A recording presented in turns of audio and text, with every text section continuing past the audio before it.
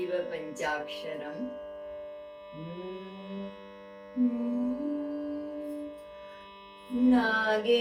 नागेन्द्रहाराय त्रिलोचनाय भस्माङ्गरागाय महेश्वराय नित्याय शुद्धाय दिगम्बराय तस्मै नकाराय नमः शिवाय मन्दाकिनी सलिलचन्दन चर्चिताय नन्दीश्वर प्रमथनाथ महेश्वराय मन्दार पुष्प बहुपुष्प सुपूजिताय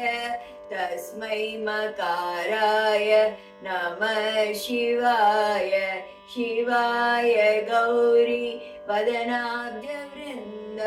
सूर्याय दक्ष ध्वरनाशकाय श्रीनीलकण्ठाय वृषध्वजाय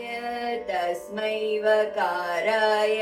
नमः शिवाय यज्ञस्वरूपाय जटाधराय पीनाकहस्ताय सनातनाय दिव्याय देवाय दिगम्बराय